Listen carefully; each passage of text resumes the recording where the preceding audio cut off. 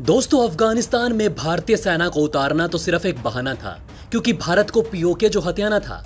जी हां दोस्तों, आपने बिल्कुल ठीक सुना। जहां एक तरफ भारत अफगान के साथ मिलिट्री बैठक करके पूरे तालिबान को उड़ाने की तैयारी कर रहा है, तो वहीं भारत की तैयारी को देखते हुए पाकिस्तान में भी हड़कंप मचा हुआ है। और तो और पाकिस्तान को अब उसके बाप ने भी अकेला छोड़ दिया है। जी हां दोस्तों, चीन ने पीओके की बलि देने की ठान ली है, या फिर यूं कहें कि चीन ने पीओके की बलि देना शुरू कर दिया है। चीन खुद चाहता है कि वो इस झंझट से निकले, तो वहीं पीओके में पाकिस्तान डर के मारे पाकिस्तानी सेना को उतार रहा है। और दोस्तों, इसी के साथ मामला गंभीर होता जा रहा है। अब दोस्तों, क्या है पूरी खबर, बताएंगे आपको विस्तार से, इसलिए इस वीडियो में अंत तक जरूर बने रहें। और दोस्तों, अगर आप भी चाहते हैं कि पीओके में भारत का तिरंगा लहराए, तो कमेंट बॉक्स में वंदे मातरम जरूर लिखिएगा। तो दोस्तों, आखिरकार भारत और अफगानिस्तान को लेकर एक बड़ी खबर सुनने को मिली। जी हां दोस्तों, अफगानिस्तान में तांडव मचाने वाले तालिबान के लिए अफगान सरकार अब भारत की ओर रुख कर रही है, क्योंकि तालिबान को रोकना अब अफगान के हाथों में नहीं रहा। दोस्तों, आपको बताते चलें कि अमेरिका की ओर से भी तालिबान पर बड़ी मात्रा में बमबारी की जा रही है, पर तालिबान है कि रुकने का नाम नहीं ले रहा। अभी इसी बीच कयास लगाए जा रहे हैं कि तालिबान पर पूरे तरीके से अंकुश लगाने के लिए भारत अफगान में एक बड़ी मिलिट्री बैठक आयोजित की गई है। दरअसल एएनआई की ओर से कहा गया कि अगले हफ्ते अफगानिस्तान के army chief general Waheem Mohammad Ahmad Bharat आने वाले हैं, जिसके बाद तालिबान को लेकर कुछ रणनीतिक बातों पर चर्चा की जाएगी। बताया गया कि 27 जुलाई को अफगानिस्तान के आर्मी चीफ भारत आएंगे। वैसे तो ये मीटिंग अफगान को सैन्य मदद करने के लिए आयोजित की गई है, जिसमें भारत की तरफ से कुछ मिलिट्री हथियार और मिलिट्री ट्रेनिंग अफगानी सेना को दी जाएगी। और 2011 की स्ट्रेटेजिक पार्टनरशिप एग्रीमेंट के तहत भारत ऐसी सैन्य सहायता अफगानिस्तान को हर साल देता आया है। इसके लिए अफगानी आर्मी चीफ को भारत आने की कोई जरूरत नहीं थी। फिलहाल उनके भारत आने के पीछे एक ही मकसद बताया गया, जो कि मिलिट्री सपोर्ट। जी हां दोस्तों, आपने सही सुना, तालिबान से लड़ने के लिए भारत से अफगानिस्तान मिलिट्री और एयर सपोर्ट की मांग कर रहा है। दोस्तों, हम आपको पहले भी बता चुके हैं कि तालिबान का सर्वनाश करने के लिए अफगान की नेशनल सिक्योरिटी फोर्स को एयर सपोर्ट की काफी जरूरत है, जिसके लिए रशियन ओरिजिन के MI-35 बैटल गनशिप की ओर वो देख रहा है, ताकि तालिबान पर आसमानी कहर बरपाया जा सके। और सरकार के मुताबिक यही एजेंडा लेकर अब अफगानी आर्मी चीफ भारत आ रहे हैं। यही बात अफगानी सरकार ने अमेरिका और रशिया से भी की थी, पर अभी तक उनकी ओर से कोई भी रिस्पॉन्स देखने को नहीं मिला। इसलिए अफगान अब भारत को एक उम्मीद के तौर पर देख रहा है। वैसे दोस्तों, आपको बता दें कि भारत अब तक 4 MI-35 हेलीकॉप्टर अफगान को दे चुका है, और फिलहाल भारत के पास सिर्फ ऐसे 15 ही चॉपर बचे हैं। तो दोस्तों, आप ही बताइए कि ऐसी दुविधा भरी सिचुएशन में क्या हमें MI-35 गनशिप अफगान को देने चाहिए या फिर नहीं? हमें कमेंट करके अपनी राय जरूर बताइएगा। तो वहीं दोस्तों, हाल फिलहाल में ही इमरान खान के अपने मालिक जिनपिंग को एक बड़ा तोहफा दिया, और ये तोहफा था उसके 13 इंजीनियरों को ऊपर पहुंचाना। हालांकि चीन जब भी ये कोशिश करता है कि कैसे भारत को दबोचा जाए, तब चीन को बड़ी मुसीबतों का सामना करना पड़ जाता है, खास करके पीओके वाले इलाके में। हालत ये हो गए हैं कि चीनी इंजीनियरों को या चीनी वर्करों को AK-47 पीठ पर तान कर काम करना पड़ रहा है।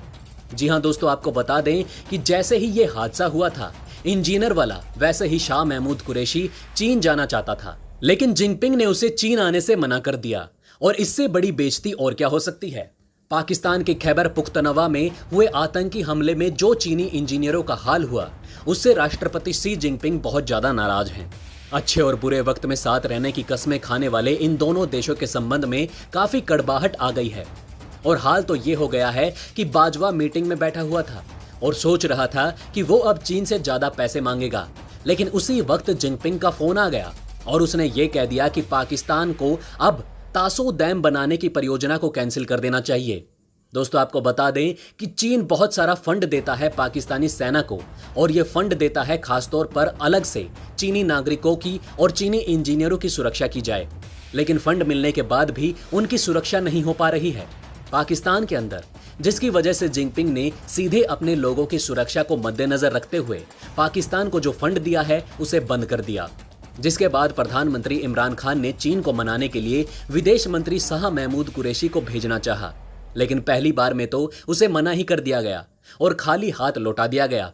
उसके बाद इमरान खान ने खुफिया एजेंसी ISI के chief lieutenant general Faiz Hamid को भेजने का फैसला किया, और अब 23-24 जुलाई को किसी भी तरीके से मान मनोवल कर लिया है पाकिस्तान ने, जिसके बाद कुरैशी जाएगा चीन और ये तो पक्का है कि उसे वहां पर जूते ही पड़ेंगे। वैसे दोस्तों आपको हंसी आ जाएगी पाकिस्तान का ऐलान सुनने के बाद। दोस्तों पाकिस्तान ने ये कहा कि पाकिस्तान हाई क्वालिटी के डेवलपमेंट में एक दूसरे की मदद करेगा, कोविड के टीकों पर बात करेगा, आतंकवाद के रोकथाम पर भी बात करेगा। और दोस्तों जब ये घटना हुई तब पाकिस्तान ने बड़े आराम से ये कह दिया कि इसमें तो भारत की एजेंसी रॉ का हाथ है, लेकिन उसकी ये चाल भी काम नहीं आई।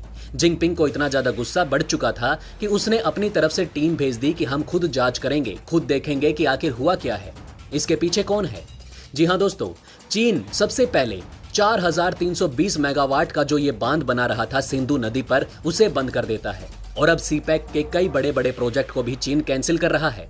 और चीन के मूड से ये लग रहा है कि सिर्फ एक डैम नहीं बल्कि पूरे सीपैक प्रोग्राम को बंद करने की कगार पर चीन आ चुका है। जिस तरीके से उनके एक्शन हो रहे हैं, एक के बाद एक फंड रोक दिए गए और अब सीपैक की कई परियोजनाओं को भी कैंसिल करता जा रहा है चीन।